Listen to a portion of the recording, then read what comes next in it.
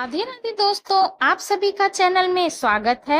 आज जानेंगे पशुपतिनाथ व्रत के बारे में। पशुपतिनाथ व्रत भगवान भोले शंकर को समर्पित है। जब आप बहुत सारी परेशानियों से घिरे हो और उन परेशानियों का आपको कोई निवारण बूझ नहीं रहा हो और आप अपनी परेशानी किसी को बता भी नहीं पा रहे हैं, तब यह व्रत आपकी मनोकामना पूर्ण अवश्य करेगा। अतः पशुपति व्रत को भगवान शंकर पर पूर्ण विश्वास रखकर भी करें। पशुपति व्रत के नियम और विधि जान लेते हैं। पशुपति व्रत कब करें? पशुपति व्रत को किसी भी महीने के सोमवार, चाहे वह कृष्ण पक्ष हो अथवा शुक्ल पक्ष, से प्रारंभ कर सकते हैं। शास्त्रों के अनुसार इस व्रत को करने के लिए किसी विशेष महीने का होना अनिवार्य नहीं है, केवल सोमवार का दिन होना आवश्यक है। पशुपति व्रत को कितने सोमवार करना चाहिए? इस व्रत को 5 सोमवार करने का विधान है। वैसे तो आपकी मनोकामना 5वां सोमवार आने से पूर्व ही पूर्ण हो जाती है। अगर आप फिर भी व्रत करने की सोच रहे हैं तो एक सोमवार छोड़कर व्रत करना प्रारंभ कर सकते हैं। पशुपति व्रत विधि। आप पशुपति व्रत जिस सोमवार से करना प्रारंभ कर रहे हैं, उस सोमवार को स्नान करके स्वच्छ वस्त्र धारण कर 5 सोमवार व्रत करने का संकल्प लें। फिर आप अपने आसपास के शिवालय जाएं। अपनी पूजा की थाली में धूप, दीप, चंदन, लाल चंदन, बिल्व पत्र, पुष्प, फल, जल ले जाएं और भगवान शिव का अभिषेक करें।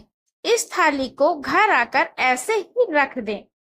जब आप शाम के समय प्रदोष काल में स्वच्छ होकर मंदिर जाएं, तो इस थाली में मीठा प्रसाद एवं 6 दिए घृत के लेके जाएं। मीठे भोग प्रसाद को बराबर 3 भाग में बांट ले। 2 भाग भगवान शिव को समर्पित करें, बचा हुआ 1 भाग अपनी थाली में रख लें। इसी प्रकार आप जो 6 दिए लाए हैं, उनमें से 5 दिए भगवान शिव के सन्मुख प्रज्वलित करें। बिना जला बचा हुआ दिया अपनी थाली में रखकर घर वापस ले आएं। इसे घर में प्रवेश होने से पहले अपने घर के मुख्य द्वार के दाहिनी ओर चौखट पर रखकर जला दें। घर में प्रवेश करने के बाद 1 भाग भोग प्रसाद को आप स्वयं ग्रहण करें। इस प्रसाद को किसी और को ना दें। इस व्रत में आप प्रसाद के साथ भोजन भी ग्रहण कर सकते हैं। हो सके तो मीठा भोजन ही करें। पशुपतिनाथ व्रत के नियम क्या हैं? जैसा कि शास्त्रों के अनुसार प्रत्येक व्रत के कुछ अपने नियम होते हैं, वैसे ही इस व्रत के भी कुछ अपने नियम हैं, जो इस प्रकार हैं। इस व्रत को सोमवार के दिन ही किया जाना होता है। इस व्रत में सुबह और शाम प्रदोष काल में मंदिर जाना अनिवार्य है।